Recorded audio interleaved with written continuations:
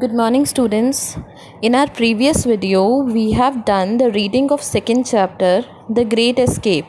So now I am going to explain you this chapter in two parts. In first part, we will do only 2 pages, that is page number 13 and 14 only.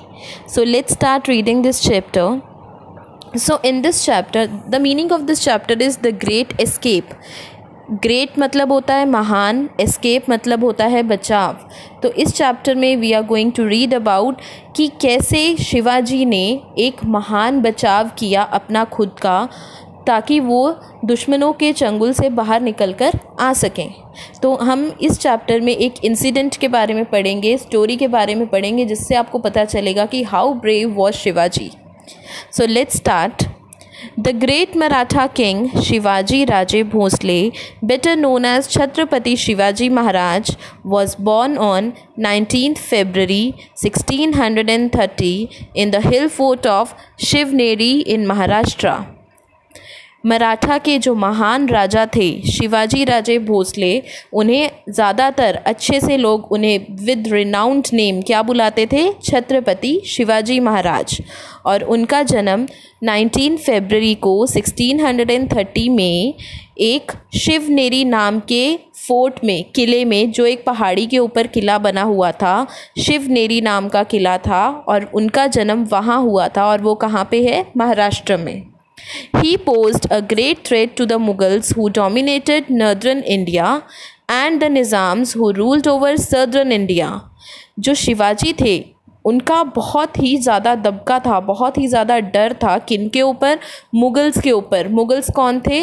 Mughal एक empire था, ठीक है, Mughal dynasty थी. उनके ऊपर शिवाजी का बहुत ज़्यादा रौब था, बहुत ही ज़्यादा डर था, क्योंकि मुगल्स वो लोग थे जिन्होंने नॉर्दर्न इंडिया को डोमिनेट करके रखा हुआ था, अपने पैरों के नीचे लेकर चलते थे वो नॉर्दर्न इंडिया को. और निज़ाम्स जो कि सदर्न इंडिया पर राज करते थे, ठीक है, जो नॉर्दर्न इंडिया पे राज करते थे वो कौन थे? मुगल्स. और जो डोमिनेट करके रखते थे उन्हें, ठीक है, और जो सदर्न इंडिया पर राज करते थे वो थे निज़ाम्स. उन दोनों पर शिवाजी राजे का बहुत ज़्यादा खौफ था, बहुत ही ज़्यादा डर था. The Mughals were constantly trying to suppress Shivaji. However, the Maratha chieftain had inflicted many defeats on them. जो मुगल्स थे वो लगातार कुछ ना कुछ तरीक़ों से शिवाजी को नीचा गिराने की कोशिश करते थे, उनको हराने की कोशिश करते थे, लेकिन इन रिटर्न उनको खुद मुंह की खानी पड़ती थी, ठीक है. और एक मराठा चीफ्टेन थे. मराठा के चीफ्टेन कौन थे? शिवाजी, ठीक है. उनको लगातार, उनका मानना ये था मुगल्स का कि उनको लगातार हराया जाए, जबकि बिल्कुल उल्टा हो रहा था. जितनी भी लड़ाइयाँ होती थी, जितनी भी जंग होती थी, उस सब में मुगल्स को ही हारना पड़ता था. तो जब वो लोग इन हार से बहुत ही ज़्यादा तंग हो गए थे, जब बहुत ही ज़्यादा गुस्से में आ गए थे, एंग्री हो गए थे, एनरेज्ड बाय द डिफीट्स मतलब अपनी हार से गुस्से में आना, Aurangzeb the Mughal emperor sent a large army under the command of Raja Jai Singh of Jaipur. Mughal emperor के एक मुग़ल एम्परर था, मुग़ल एम्पायर का राजा था जिसका नाम था औरंगज़ेब. उसने अपनी लार्ज आर्मी, बहुत ही बड़ी सेना, कमांड किसके कमांड के अंडर भेजी? राजा जयसिंह, जो कहाँ के राजा थे? जयपुर के राजा. उन्होंने अपनी आर्मी उसके अंडर भेजी. Although the Maratha garrison put up a stiff resistance, the Mughals laid siege on many of the forts. Maratha garrison का मतलब होता है एक बहुत ही ज़्यादा बड़ा संगठन, बहुत ही ज़्यादा बड़ा झुंड सोल्जर्स का, जो दूसरों को हराने के लिए भेजे गए हों.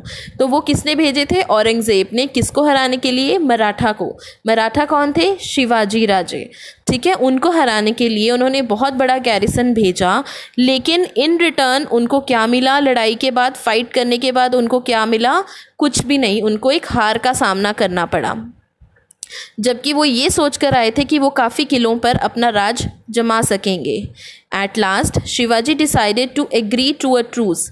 लास्ट में शिवाजी ने सोचा कि ट्रूस किया जाए. ट्रूस क्या होता है? एक एग्रीमेंट होता है, रिटर्न एग्रीमेंट होता है, जिसमें लिखा जाता है कि अब हम लड़ाई आगे नहीं करेंगे, तो कुछ समय के लिए लड़ाई को रोक दिया जाए. मतलब एक एग्रीमेंट साइन होता है, ठीक है. And to ratify the truce, Shivaji had to meet Aurangzeb at Agra. और ट्रूस को फाइनल करने के लिए, एग्रीमेंट को फाइनल करने के लिए उन्हें औरंगज़ेब को आगरा में मिलना पड़ा था. मिलना पड़ना था। Shivaji hesitated to go to Agra, but Jaisingh assured him of royal treatment and personal safety. Shivaji बहुत हेसिटेट कर रहे थे आगरा जाने से, क्योंकि उन्हें डर था कि वहाँ पर वो लोग कुछ ना कुछ गलत करेंगे। लेकिन जो आगरा के राजा थे जयसिंह, उन्होंने उन्हें प्रॉमिस किया था, एश्योर किया था कि अगर वो वहाँ पर आते हैं तो उन्हें रॉयल ट्रीटमेंट दिया जाएगा, बहुत अच्छे से वेलकम किया जाएगा, उनकी पर्सनल सेफ्टी होगी, वहाँ पर किसी बात का कोई डर नहीं होगा। So Shivaji proceeded to Agra with his son Sambhaji and a contingent of about 4,000 men. तो इसलिए शिवाजी आगरा के लिए चल पड़े। उनके साथ कौन था? उनके बेटे संभाजी और एक झुंड था और सोल्जर्स थे काफ़ी सारे। कंटिंजेंट मतलब होता है फोर्स, आर्मी फोर्स। कितने बंदों की फोर्स थी? 4,000 men, 4,000 आदमियों की फोर्स उनके साथ गई। Shivaji reached Agra on 11 May 1666 and was welcomed by Jaisingh's son Ram Singh. Shivaji Agra पहुँचे 11 मई 1666 को और जयसिंह के बेटे राम सिंह द्वारा वेलकम किया गया उनका और उनके बेटे संभाजी का। Shivaji was taken to the court but he was ignored by Aurangzeb. Shivaji को कोर्ट में ले जाया गया, लेकिन वहाँ पर उन्होंने देखा कि औरंगजेब उन्हें क्या कर रहा है? इग्नोर, और वो चीज़ उन्हें पसंद नहीं आई। He was made to stand among the courtiers, और शिवाजी को किसके साथ खड़ाया गया? जहाँ पर बाकी राज्य के लोग खड़े थे, जो बाकी कोर्टियर्स खड़े थे, जो मंत्री होते हैं वो लोग जो जहाँ पर खड़े थे वहाँ पर ही शिवाजी को साथ में खड़ाया गया। उन्हें कोई रॉयल ट्रीटमेंट नहीं दिया गया। Shivaji was furious with this dishonour and he walked out of the royal court. Shivaji को ये डिसऑनर बिल्कुल भी पसंद नहीं आया और वो उस रॉयल कोर्ट से, उस महल से बाहर निकलने लगे और बाहर चले गए।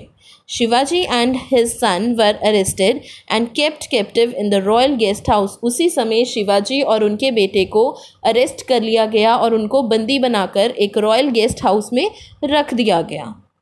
Okay students, so today we will do only this much of explanation, so do listen it carefully and just ask if anything you are not cleared with, just ask me any question. Okay, so rest of the explanation we will do in next video.